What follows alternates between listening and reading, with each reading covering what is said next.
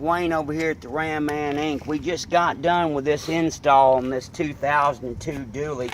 Of course, it's got a big old lift kit, and he's running 35s, and he got smart. He decided to put some locking hubs on his truck. And, you know, you can't say anything bad about locking hubs, because here's the thing about locking hubs.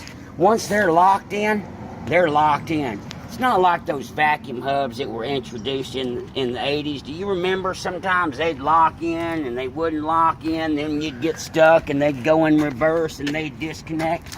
You know, Chrysler and all the engineers, they have been, with the four-wheel drive, they have been trying to engineer all kinds of gizmos for 3 decades or whatever. They actually believe, this is what they say, that the drivers, the end users, are too lazy to exit the vehicle. And that's exactly right.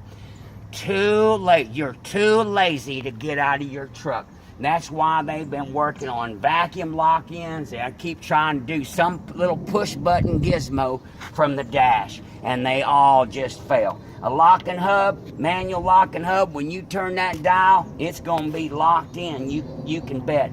And I'll tell you what, so not only is it the gas mileage and the wear and tear and all that, you see this right here? We've got us a two-wheel drive truck. That's right, we got us a two-wheel drive truck. Everybody knows that a two-wheel drive truck will outperform a four-wheel drive truck on all parameters.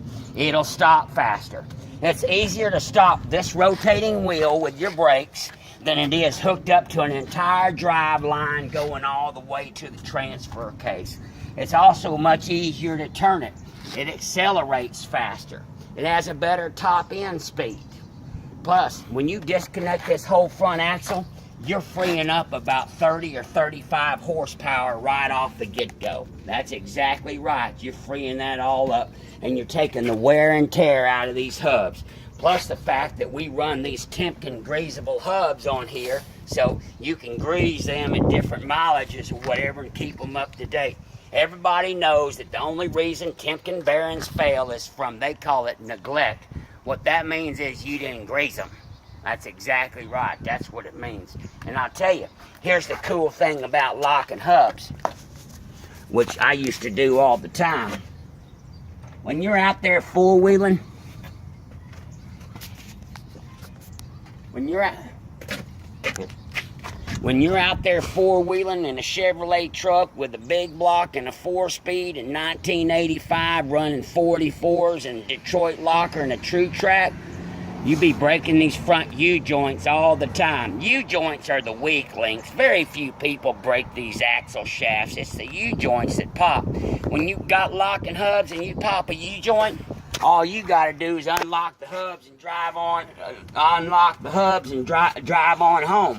That's all you gotta do. But I'll tell you what, when you're driving that full-time buggy, this spline hub on that Dodge truck you got right now, when that U-joint pops, when you go four-wheeling and that U-joint gives out, you deadlined. You ain't moving that truck 6 inches. You is done. It's over with. So that's one of the other big pluses most people don't know. When you do break that stuff, you just unlock your hubs and drive on home. So there it is. It's awful beautiful. Boy, they look good too. People are always worried about if they stick out. Shoot, no, they don't stick out. They're factory, so they're all recessed up in there. But anyway, yeah, we just wrapped up this 2002. Of course, you know, we've got hubs for the all the Dodges and the Chevrolets now, and we're finishing up that Jeep. We've got some Jeeps out there, and we're working on the Toyotas too. Matter of fact, we're about to wrap up the Toyotas. So anyway, hope this helps out, gang. God bless you. God bless America. And happy four-wheeling.